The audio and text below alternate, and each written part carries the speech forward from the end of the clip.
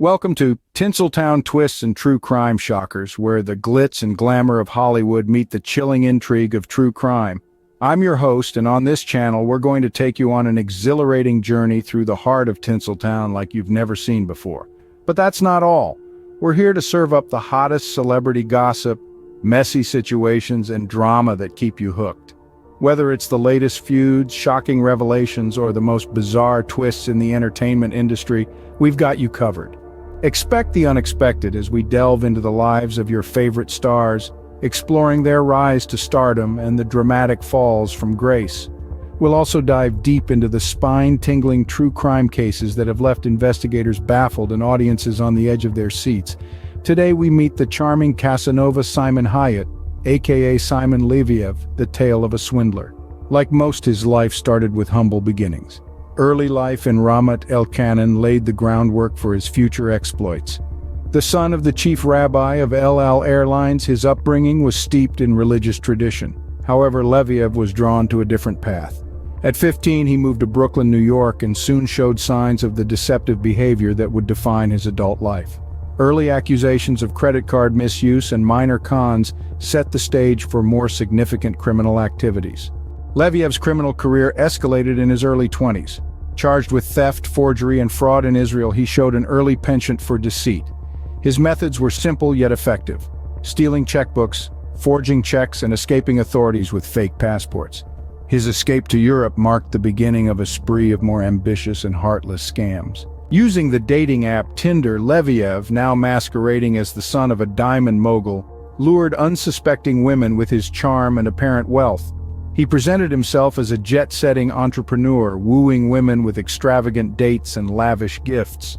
But this facade was funded by money swindled from previous victims, a classic Ponzi scheme. The true cost of Leviev's actions lay in the emotional and financial devastation of his victims. Women across Europe were drawn into his web of lies, believing they had found love and companionship. Instead, they were left with broken hearts and crippling debts. Their stories shed light on the vulnerability and trust that Leviev exploited mercilessly. Leviev's house of cards began to collapse in 2019 when he was apprehended by Interpol in Greece. His subsequent trial and conviction peeled back the layers of his deception, revealing the extent of his manipulation and fraud. Yet even in downfall, Leviev's story was marked by audacity and controversy. From his early release due to the pandemic to his continued denial of his crimes. The aftermath of Leviev's actions offers a moment of reflection on the nature of trust, love, and vulnerability in the age of online dating. His victims, in reclaiming their lives, provide lessons in resilience and caution. Meanwhile, Leviev's continued notoriety, including his relationship with Israeli model Kate Conlon, paints a portrait of a man undeterred by societal norms and legal boundaries. The story of Simon Leviev is more than a tale of a con man, it's a reflection of our times. In a world where online personas can be as deceiving as they are real, Leviev's story serves as a reminder of the need for vigilance and the importance of listening to our instincts. His narrative is not just about the crimes he committed, but also about the resilience of those he deceived and the ongoing battle between deceit and truth in our increasingly interconnected world. The Tinder Trap unfolds. In January 2018, Cecilia Fjellhøy, a 29-year-old Norwegian graduate student living in London, found herself navigating the familiar terrain of dating apps. Among the myriad profiles, one stood out: Simon Leviev, a man whose allure lay not just in his looks but in the lifestyle he portrayed. He was the embodiment of success and luxury, a stark contrast to the typical profiles that populated these apps. Their romance was a whirlwind of opulence and charm. Leviev whisked Cecilia away on private jets to luxury hotels, enveloping her in a world far removed from her everyday life. His vulnerability, interspersed with displays of wealth and power, painted him as a man to be both adored and protected. Cecilia, swept up in this fairy tale, found herself deeply invested emotionally and, as it would turn out, financially. The web of deception. Leviev's narrative to Cecilia was that of a billionaire's son, constantly in danger due to his family's diamond business. His requests for financial assistance started small but soon ballooned into significant sums. He convinced Cecilia to take out an American Express credit card, which he used extravagantly, racking up $250,000 in expenses. The facade of a payslip from his company further enabled this spending spree, all under the guise of protecting him from his so-called enemies. But Simon Leviev was a facade. In reality, he was Shimon Hayut, an Israeli fraudster whose deception knew no bounds. His operation was elaborate, complete with fake assistants and bodyguards lending credibility to his fabricated world, a pattern of victims. As Cecilia's world crumbled with the realization of the con, Leviev had already moved on to another victim, Pernilla Sjöholm. The pattern was the same, a whirlwind romance, a tale of danger and vulnerability and financial exploitation. Pernilla, like Cecilia, was drawn into Leviev's intricate web of lies, finding herself emotionally and financially entangled. Hayut's modus operandi was consistent. He targeted successful, independent women using their strength and compassion against them. His charm and apparent vulnerability masked a calculated and cold-hearted strategy to defraud and manipulate. The fall and limited justice.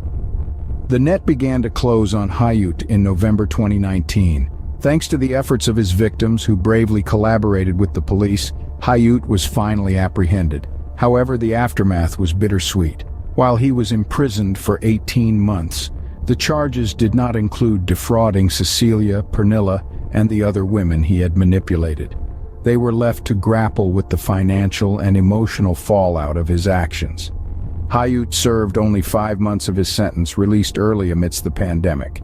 His release was a harsh reminder of the limited justice served in their case. The women he deceived were left to rebuild their lives, burdened with debt and the scars of betrayal. Reflections on the so-called Tinder Swindler. The story of the Tinder Swindler, as sensational as it is, echoes a timeless narrative of deceit and manipulation. Hayut's ability to craft convincing online personas, his exploitation of emotional vulnerabilities, and his manipulation of trust highlight the dark underbelly of the digital age. For Cecilia, Pernilla, and the others, their journey was not just about financial loss, but about the emotional turmoil of being deceived at such a profound level. Their resilience in the face of this deceit serves as a testament to their strength and a warning about the dangers lurking in the virtual world of online dating. As we navigate our digital lives, the tale of the Tinder Swindler serves as a reminder of the need for vigilance and the importance of listening to our instincts. It's a narrative that intertwines human psychology, technology, and the timeless dance of trust and betrayal. This tale of thievery and deception, the swindler was an arrogant and bipolar player who played a mean game. It is unfortunate what happened to these women. However, all three seemed to be blinded by the sheer thought of thinking that their Prince Charming had arrived. With so many red flags, but not one of these women thought to really deep dive into these elaborate tall tales. He is accused of swindling over $10 million from various women, and it seems as though he used the exact same line to all of his victims. And to add insult to injury, this guy spent 5 months behind bars for an unrelated crime and literally after released was able to boss right back up. While these women have to get the bag from GoFundMe, what is wrong with this picture? Thank you for watching.